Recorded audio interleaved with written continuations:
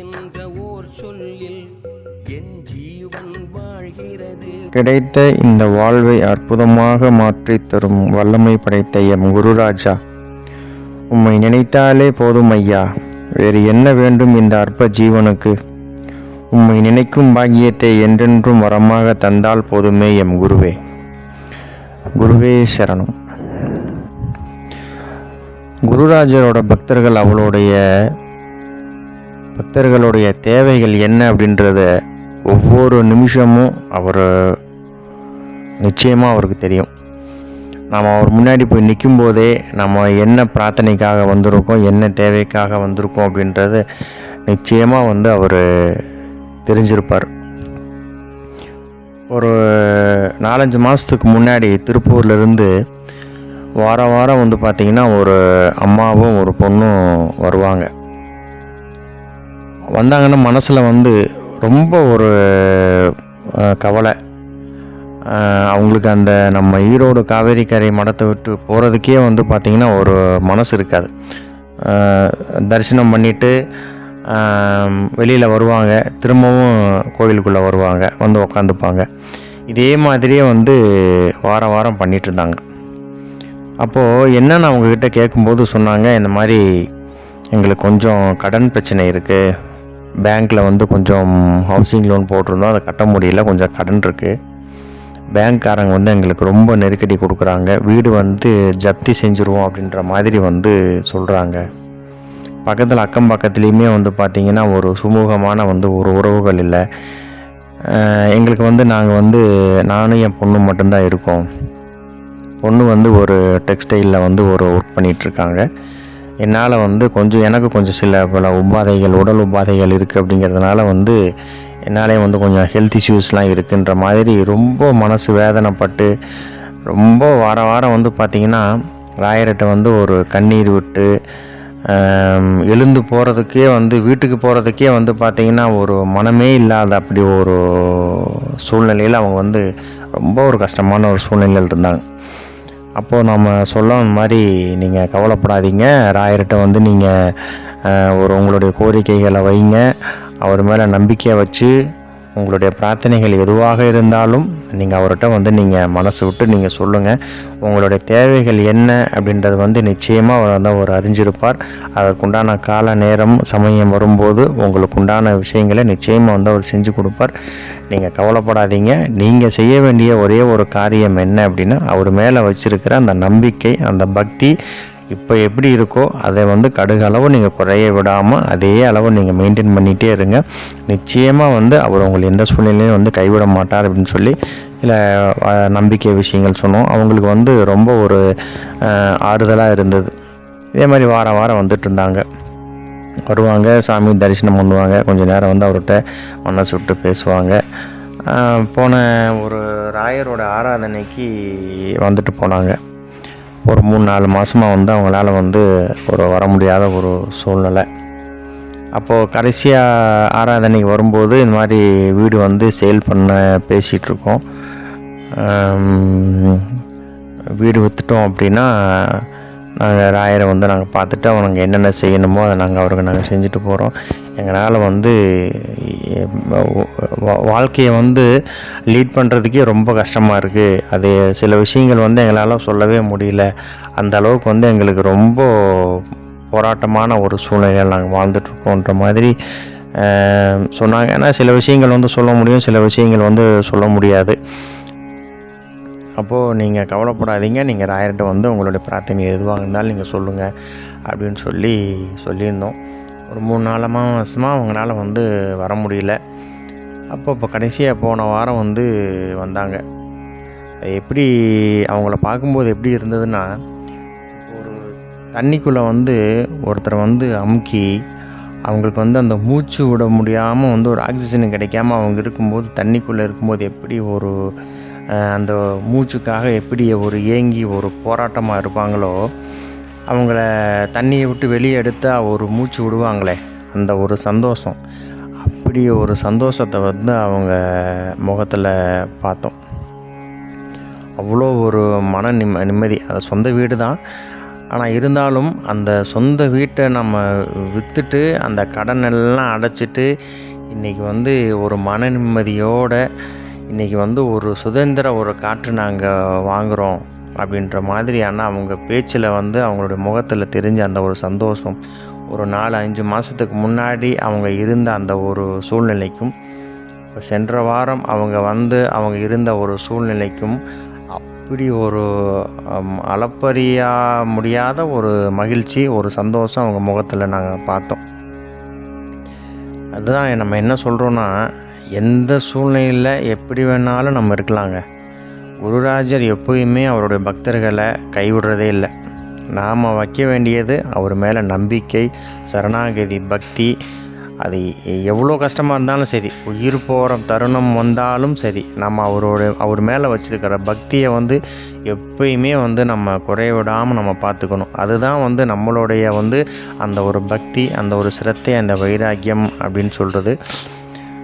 அப்போது வீடு வந்து ஆனால் நாங்கள் 1 கோடி ரூபாய்க்கு போகணும்னு எதிர்பார்த்தோம். ஆனால் எங்களுக்கு வந்து ஒரு 66 லட்ச ரூபாய்க்கு எங்களுக்கு போச்சு. அதையுமே வந்து பார்த்திங்கன்னா, ராயரோட பக்தர் ஒருத்தர் வாங்கியிருக்கார் அந்த வீட்டை. அவருக்கு ஃபேமிலி லாயர் ஒருத்தர் அதை வந்து நல்லபடியாக அவங்களுக்கு சேல் பண்ணி கொடுத்து நல்ல ஒரு கஸ்டமரை கொண்டு வந்து, அந்த கஸ்டமர் வந்து பார்த்திங்கன்னா குருராஜருடைய ஒரு பக்தர்.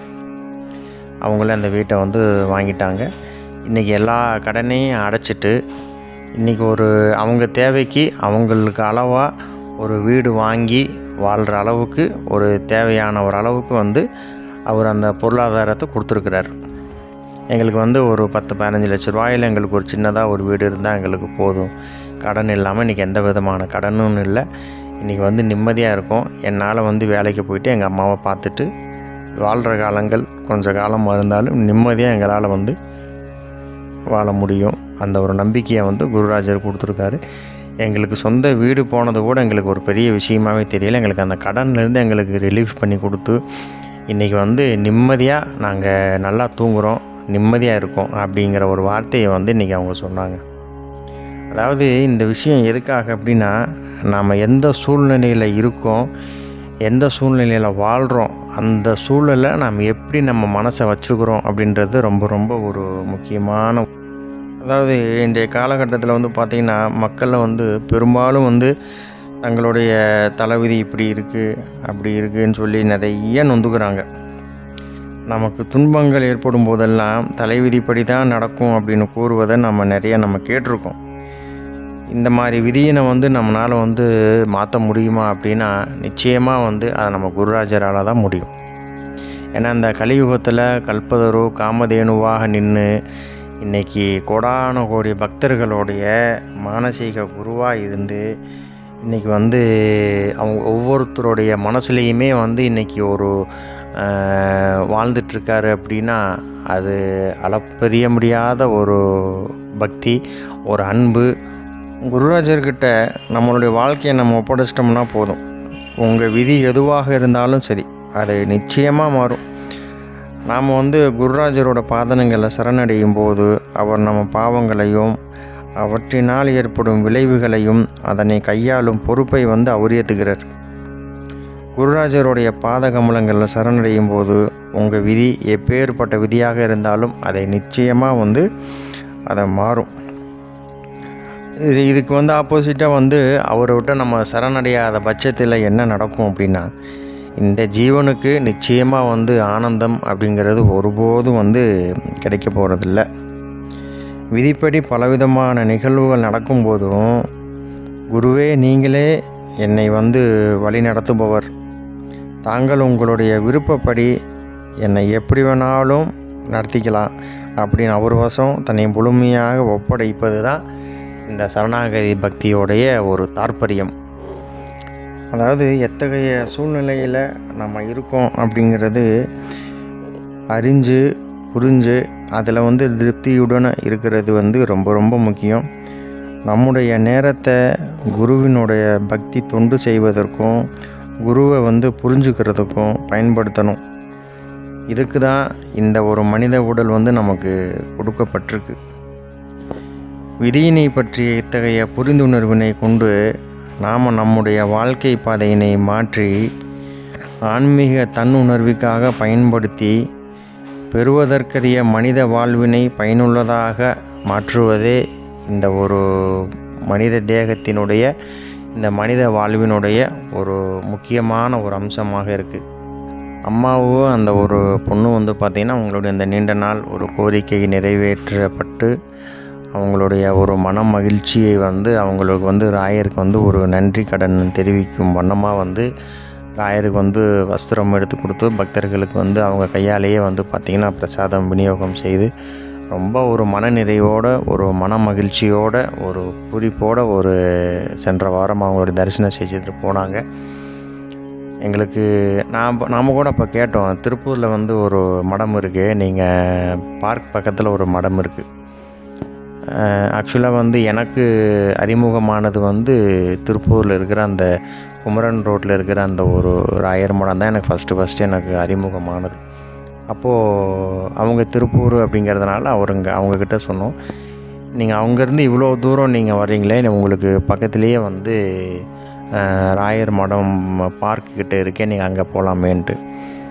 எங்களுக்கு இங்கே வர்ற ஒரு மகிழ்ச்சி பார்த்திங்கன்னா எங்களுக்கு மந்த்ராலயம் நாங்கள் இன்னும் போனதில்லை. ஆனால் மந்த்ராலயத்தை நாங்கள் கேள்விப்பட்டிருக்கோம். பிருந்தாவனத்துக்கு பின்னாடி பார்த்திங்கன்னா துங்கபத்ரா நதி போகுது. இந்த மாதிரி நிறைய நாங்கள் வீடியோஸில் நிறைய நாங்கள் பக்தர்கள் சொல்லி கேள்விப்பட்டிருக்கோம்.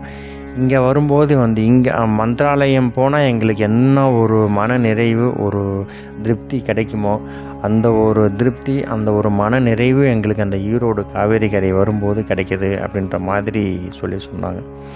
உண்மை அதுதாங்க. எல்லா மிருத்திகா பிருந்தாவனங்களுக்கும் ஒரு மகத்துவம் இருக்குது. பட் இருந்தாலும் நம்மளோட ஈரோடு காவேரி கரை அப்படிங்கிறது பார்த்திங்கன்னா இன்னும் அதில் ஒரு சிறப்பு என்னன்னு கேட்டிங்கன்னா, அதை இன்னொரு குட்டி மந்த்ராலயம் அப்படின்னே சொல்லலாம். ஏன் அந்த ஒரு வார்த்தையை நான் மீண்டும் மீண்டும் சொல்கிறேன் அப்படின்னா, நீங்கள் மந்த்ராலயம் போனால் உங்களுக்கு அங்கே என்ன ஒரு தோற்றம், அங்கே என்ன ஒரு அமைப்பு இருக்கோ அதே ஒரு அமைப்பு அதே ஒரு தோற்றம் அதே ஒரு காட்சியை நீங்கள் அந்த ஈரோடு காவேரி கரை மிருத்திகா பிருந்தாவனத்தில் நிச்சயம் பார்க்கலாம். மந்த்ராலயம் மூல பிருந்தாவனம் போகிறதும் நம்ம ஈரோடு காவேரி கரை மிருத்திகா பிருந்தாவனம் வர்றதும் ஒன்றே தான். அதில் எந்த விதமான உங்களுக்கு ஒரு மாற்று கருத்துமே இருக்க முடியாது.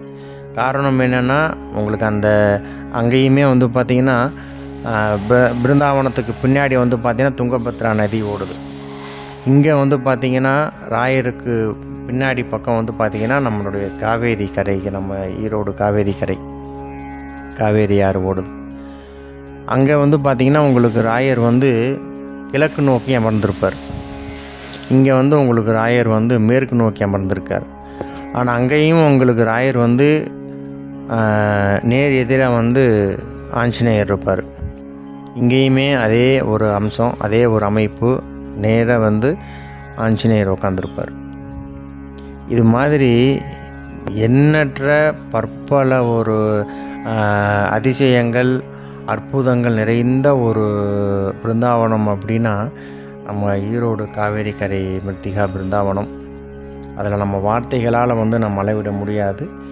அவருடைய பிருந்தாவனங்கள் எல்லாமே ஒன்று தான்.